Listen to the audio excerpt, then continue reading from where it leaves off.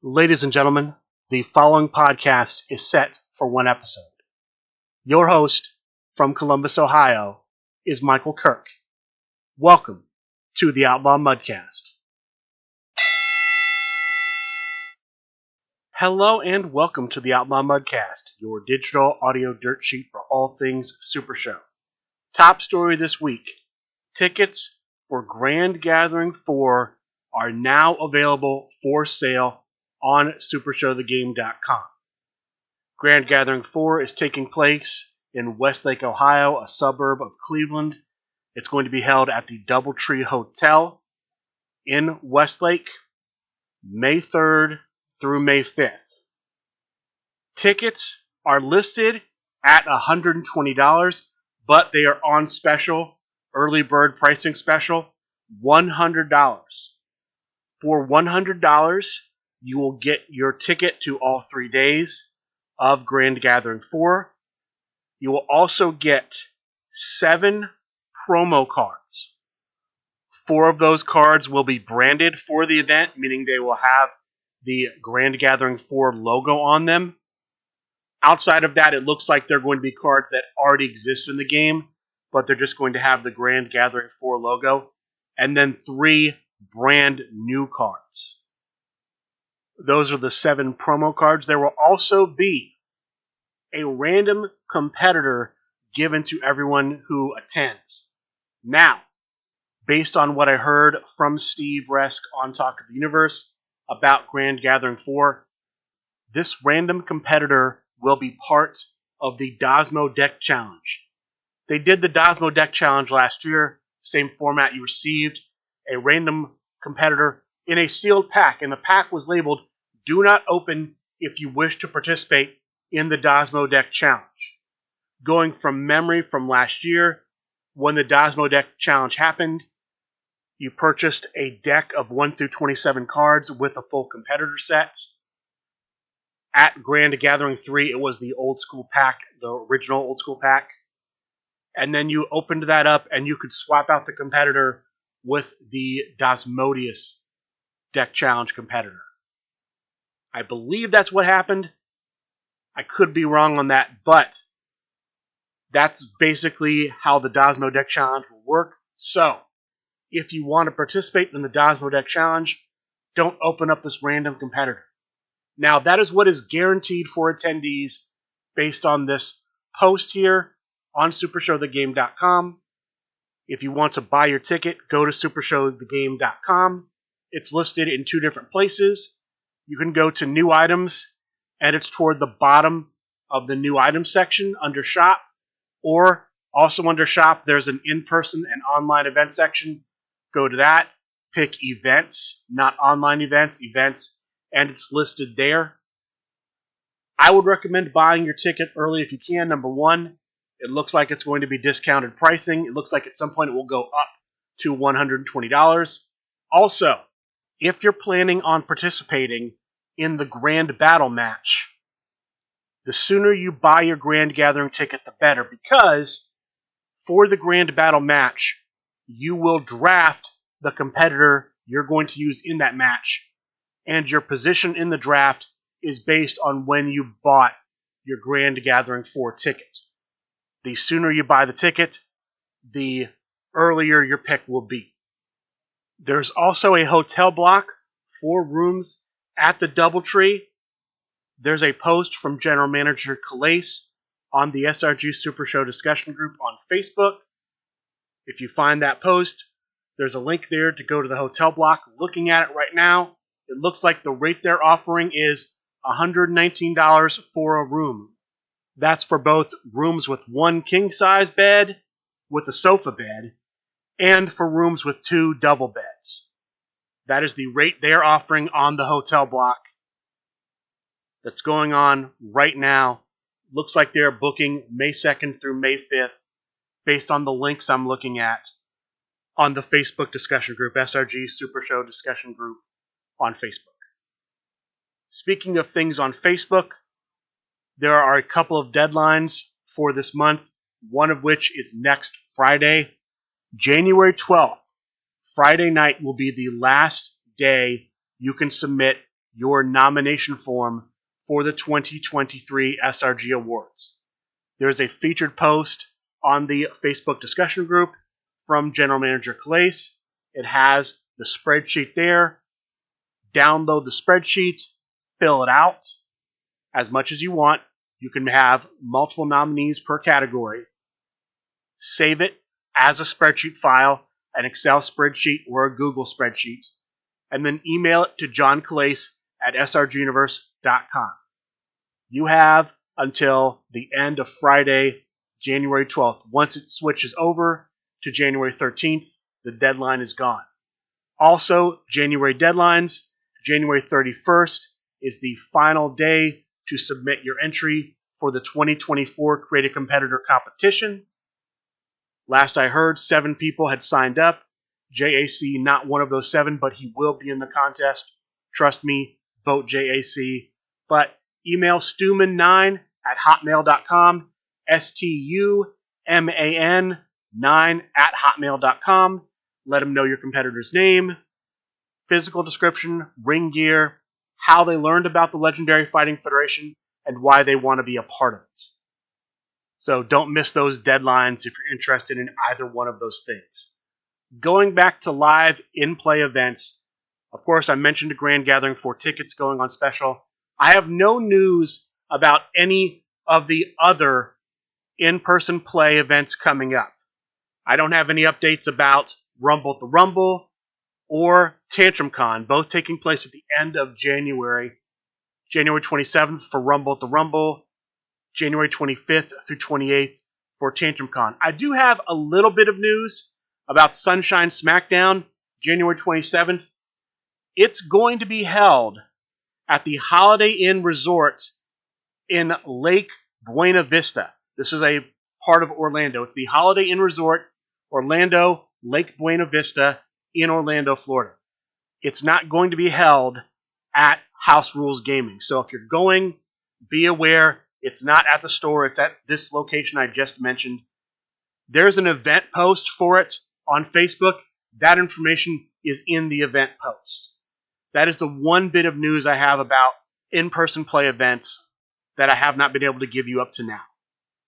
After the January events, we have, of course, Captain Con, Warwick, Rhode Island, and then the Bluebell CAC last Saturday of February 24th. I'll give you more information when I have new information, but that's what I have right now for you. The only update is the location for Sunshine Smackdown. Let's talk about some upcoming championship matches. The first one I'll give you is going to happen January 14th on Sunday Night Fights, twitch.tv/srguniverse. This is going to be for the LFF Hardcore Championship. Now, the championship had been held previously by the Nightmare King. The championship was vacated. The division was shut down. And after a while, they decided to bring it back. One of the two contenders to be crowned the, new inaugural LFF Hardcore Champion was Theo the Greek Neo. He got this shot because his faction Impact won Faction Wars 4. His opponent was going to be the person that won the hardcore event at PAX Unplugged. That person was former LFF Hardcore Champion, the Nightmare King. There has been a change. Apparently, the Nightmare King will only be allowed to compete for the championship at in-person events, and if he becomes the champion, he can only defend at in-person events. So, on Sunday Night Fights, the match to crown a brand new LFF Hardcore Champion will be between Theo the Greek Neo as original EC3 and the Foreman as Cruel. They will face off in a steel cage match. The winner becomes the new Hardcore Champion. If Theo the Greek Neo wins, he will have his first defense January 27th at Rumble at the Rumble. He will face challenger Nightmare King if he becomes the new champion. If the Foreman becomes the champion, he will instead face Zach Ashley online. It looks like it'll be Sunday, January 28th at Sunday Night Fights, that is not certain. The Sunday 28th Sunday Night Fights, that is not confirmed. But that is what is going on right now at the LFF Hardcore Championship match. Next week, as I'm recording this, we will have a new champion. Other upcoming big matches. We have January 15th. The Big Picture Premium will have their next pay-per-view event, New Year's Retribution. The first match we are aware of is a grudge match between Practice Site and the Judge Tim Riley. The Judge Tim Riley is the general manager of the Deep Six Championship, the six-stop division. His championship belt, the belt for that division, had been sold by Practice Site to help cover back rent from the Lucha Monaco Uberstar. While that situation did get worked out, the belt did eventually get to the rightful champion. There's still bad blood from it. As a result, Practice Site, a.k.a. Jeremy Steigerwald, was relieved of his duties as Play Pure general manager. He has been banned from championship play. He has joined myself and the Reverend Robert Torn in being banned from championship play. He is looking to get a shot at Tim Riley and hopefully clear all this up. Now, if he leaves the Brotherhood of Banishment, if he leaves the Brotherhood, I will miss him, but I want everyone to leave this Brotherhood, so I hope everything gets worked out, resolved with Practice Site, and you can go for championship shots again, because having been banned for over 3 years now, it's not fun.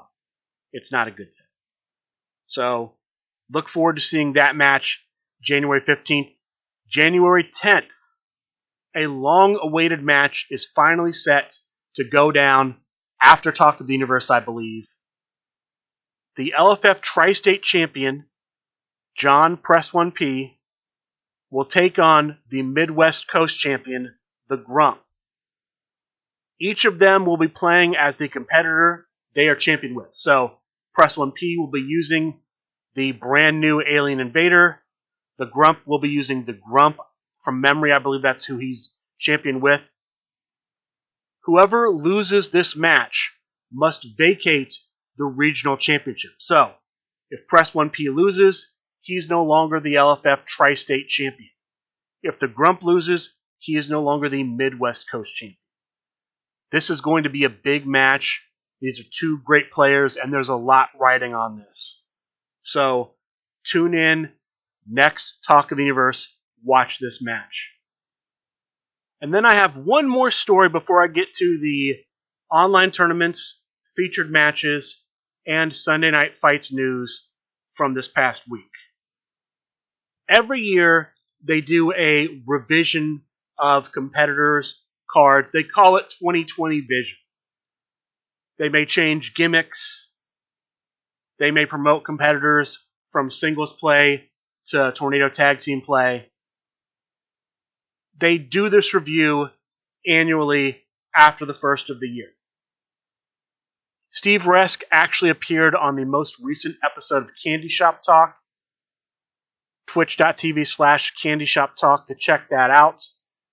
They're not G-rated like this show, so be prepared for saltier language than you normally get if you listen to this. But they talked a lot about the types of changes we may see in this new round of 2020 Vision. They talked about a number of the competitors that may get changes to their gimmicks. I'm not going to get into the details of that. Check that show out. I will probably talk about it once it's official, but none of that's official, and I don't want to confuse anyone. I don't know when they're going to announce the changes, but they have said they're going to wait until Captain Con to institute any changes they make. Captain Con, as a reminder, February 3rd through February 5th. In my opinion, just make it February 1st. Just make it the start of February is when 2020 Vision goes into effect. Although, maybe they want to run a final Thursday Night Fights before 2020 vision for 2024 goes into effect. Also, quick note, I've been mentioning the wrong dates for Captain Con. February 2nd through February 4th. February 3rd is the SRG Award Show. I know I said 3rd through 5th earlier. It's 2nd through 4th. I apologize for that mistake. It's February 2nd, 3rd, and 4th. Those are the dates for Captain Con. Looking at my notes, I also have some news about Tag Team Championships. So one more thing before I get to the featured matches and tournaments. First, and I'm assuming this is actually subject to change and changing because I didn't see this. I have in my notes that on today as I'm recording this, January 7th, the LFF Tri-State Tag Team Championship is supposed to be defended. Fotista and Mike D, the last of a dying breed, are taking on the Lords of New York, the Lord of the Dance, and the New York Phenom at Legendary Realms. I haven't seen anything on the SRG Super Show discussion group about this. If I get some news before the show goes live, I'll post it, but it does not look like that match happened, or if it did, it didn't get streamed anywhere from what I'm seeing. If it did happen and I missed it, I apologize.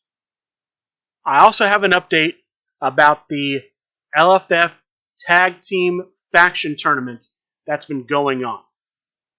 It's going to be a triad finals for this tournament. We have one of the finalists determined.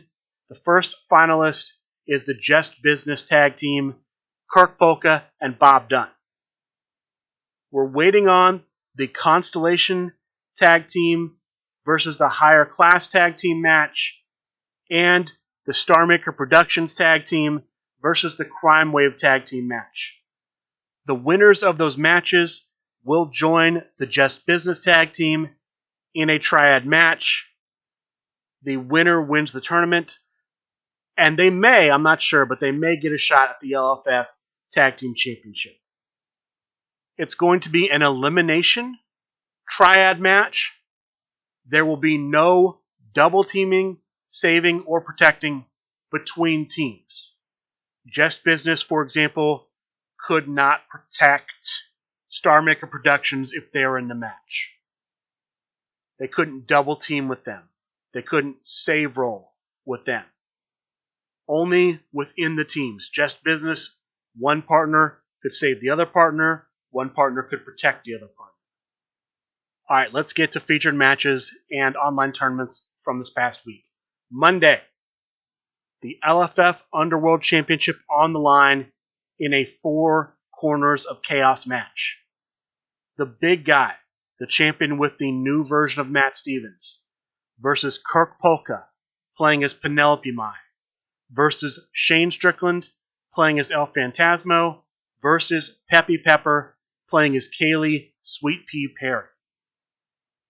There are only 2 players in the match at any time. There is a tag mechanic to switch out.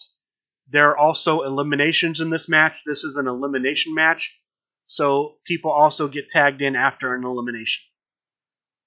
The 2 people who start the match are picked at random. Those are the champion, the big guy, and Kirk Polka. We have our first tag at Crowd Meter 0. When there's a bump, the 2 players not in the match roll their skill dice. If the skill, one or both of them rolled, matches the skill one of the 2 players who bumped rolls, there can be a tag. In this case, Peppy Pepper and Kirk Polka matched. Kirk Polka tagged in Peppy Pepper. They continue playing at Crowd Meter 0. Peppy Pepper hits a finish on the big guy. The big guy kicks out. He gets to pick if he wants to tag in somebody else. He tags in Shane Strickland. Peppy Pepper chooses to tag in no one. So it's Shane Strickland versus Peppy Pepper. At Crowd Meter 1, Shane Strickland hits the finish. Peppy Pepper can't kick out. And so Peppy Pepper is eliminated. Now, to explain this next mechanic here, when there's an elimination, one of the 2 players not in the match randomly gets in. Then the other player can choose to tag out. So in this case, Shane Strickland chose to tag out, since there were only 2 players remaining, the big guy and Kirk Polka are back in the match at crowd meter 1. The crowd meter did not go up with an elimination, only with a breakout. At crowd meter 1, the big guy hits the finish against Kirk Polka. Polka kicks out, and so Kirk Polka chooses to tag in Shane Strickland, and then the big guy tags in Kirk Polka. So it's Polka and Strickland in the match at crowd meter 2. At crowd meter 2, Shane Strickland hits the finish on Kirk Polka. Polka can't kick out. It's Shane Strickland and the big guy left in the match, the final 2 standing. The big guy only needs 1 elimination to retain the championship. At crowd meter 2, the big guy hits the finish. The only way Shane Strickland can break out is if he rolls his printed 10 on the 3rd breakout roll. He does, and so the match continues. It goes to crowd meter 3. At crowd meter 3, once again, the big guy hits the finish, and once again, Shane Strickland breaks out. It's crowd meter 4. They are both poised to hit a finish. It's all about who wins the next turn roll. Shane Strickland gets the turn roll he needs, hits the finish. The big guy can't break out. Shane Strickland is the new LFF Underworld Champion. Congratulations to Shane Strickland for winning the championship. This makes him a multiple LFF Underworld Championship winner. I think it's his 2nd time. Could be his 3rd. Either way, congratulations to Shane Strickland. The next contender for the LFF Underworld Championship will be Rowdy Ron sometime in February. No date yet, but that is the next LFF Underworld Championship match. That was Monday. We also on Monday had Monday Night Fights. 11 players in this tournament, 1 group of 5, 1 group of 6. Players play everyone in their groups. Top 2 records per group advance to the top cut. The only stipulation in this tournament was that the finals match was going to be a special guest referee match with, wait for it, Brian Schmidt's competitor as the special guest referee, meaning you couldn't play him in the tournament. The top 4 in this tournament end up being in 4th place, playing as Candyman Dan, one of multiple Candyman Dans in the tournament, Chris Pagillo. In 3rd place, playing as Fox Assassin, I'm not sure if it's the Super Show or the Ikuzo Super Show version, Trey Cantrell. Your finalists were the Cannoli as Nanook from the North and Candyman Dan as himself, with the winner, Candyman Dan. Congratulations to Candyman Dan for winning Monday Night Fights. Thursday, we have Thursday Night Fights. 12 players. 2 groups, 6 players per group. Each player plays the others in the group. Top 2 records advance to the top cut. So 4 players in the top cut. The semifinal matches are tables matches. The finals match is a dark match. Your top 4 here were, in 4th place, playing as Back Curtain, the SRG chiropractor. In 3rd place, playing as EDM, Jared Bridge. Your finalists were Bob Dunn as his own creation, King Kong Dundee, and Simple Chuck as Tetsuya Naito, with your winner, Simple Chuck. Congratulations to Simple Chuck for winning Thursday Night Fights. This brings us to Sunday Night Fights. They introduced a pre-show and post-show in Sunday Night Fights, talking about the matches before they happened, giving their analysis. They also had a video segment in the pre-show from Griff Briggs, the Chief Operating Officer of SRG Universe, where he gave his analysis of the matches on the card. And then they had a post-game show talking about the matches that had happened and talking about some upcoming matches. The hosts of the pre-show were Simon Davner and Rambo Apocalypse. Brock Smith joined them on commentary for the matches, and then he was part of the post-show along with Simon Davner and Rambo Apocalypse. As for the matches themselves, there were 2 matches on the match card. The opening match was for the LFF Veterans Championship. Challenger Mark Perry, playing as his daughter's competitor, Ra Perry, took on champion Jeff McPeak, playing as Pretty Boy Snow. This match doesn't go past crowd meter 0. Early in the match, the champion plays an offensive derail to make both players shuffle their hands into their deck and then add the first 4 cards of their deck to their hand. Effectively draw those cards, but it's not technically a draw. That, I think, was a big turning point in the match. It switched the momentum. Mark Perry was able to take advantage of that. Hits the finish at crowd meter 0. I believe it was only a 9. But unfortunately, for Jeff McPeak, he can't break out in 3 turn rolls. And so he loses the match. The new champion, Mark Perry. Congratulations to Mark Perry for winning the LFF Veterans Championship. Mark Perry hits the finish strike, which Jeff McPeak had his card number 27, but he was not running a stop at 27. He was running blatant chokehold with the strategy of he's going to play blatant chokehold, and that would allow a card like single leg crab to be live. Bold choice, not a choice I would have made. I think that's very risky, and it cost him. It cost him the match. Congratulations again to Mark Perry. The final match of Sunday Night Fights is for the LFF Tag Team Championship. The challengers representing the big picture, the team of big, meaty men. Piglet playing as himself, Coach Brad playing as Chloe Mai, the champions Animal Kingdom, Cheetah playing as the Rising Sun, and the Penguin playing as the original Brian Cage. This match goes to crowd meter 3. The momentum the whole match was on the side of Animal Kingdom. They were dominating on the turn rolls. They hit cards like Making Waves, preventing their opponents from double teaming. That really hurt their opponents, big, meaty men. They are the only team that hit finishes at crowd meter 3, with both players having a submission finish, both Cheetah and Penguin. Cheetah plays first, plays the Circle of the Sun. It can't be stopped. Only one breakout due to the card text. The finish roll's a 9. The breakout roll, even with the save roll, not high enough. The winners and still champions, the Animal Kingdom. Congratulations to the Animal Kingdom on a successful defense. Afterwards, it is revealed that their next opponents, the next challengers for the LFF Tag Team Championship, will be the team of Candyman Dan and Pretty Hair Piercer. This match is going to happen live in person at the Rumble, January 27th.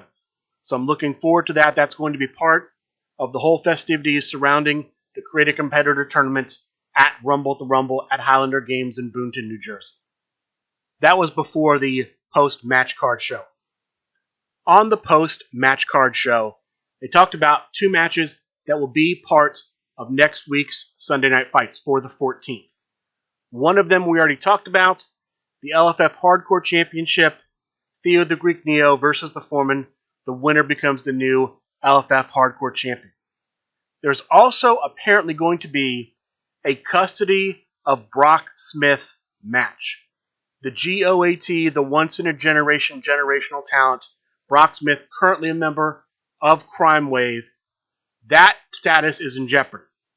Steve Resk versus Drew Madsen. If Steve Resk wins, Brock Smith stays in the Crime Wave. If Drew Madsen wins, he joins the TVA. I'm not sure what Steve Resk gets if he wins. All I know is that if he loses, Brock Smith goes to the TVA. I'll give you more on that as it develops. That's where we stand, though. That's the news coming out of Sunday Night Fights. A couple of more things before I go. Reminder, nominations for SRG Awards due Friday, January 12th. Get the form on the SRG Super Show discussion group on Facebook. It's in a featured post from General Manager Calais. Download it, save it, fill it out, save it, email it to John Calais at srguniverse.com. Earlier this week, Steve Resk put a handful of skill requirement cards on sale on SupershowTheGame.com for $1 each. These are cards like Finger Poke of Doom, Alien Invasion, a few others. Check out the post from Steve Resk on the discussion group on Facebook. Those are still listed at $1. So if you're interested in maybe picking up some cheap cards, look at the post, see what's there, go to supershowthegame.com, order them while they're still listed at $1. And then finally, yesterday as I record this, Saturday, January 6th, I did an episode of Ron Talks Tabletop covering Super Show the Game and other tabletop gaming things. Ron Frazier is the host. We had a great conversation.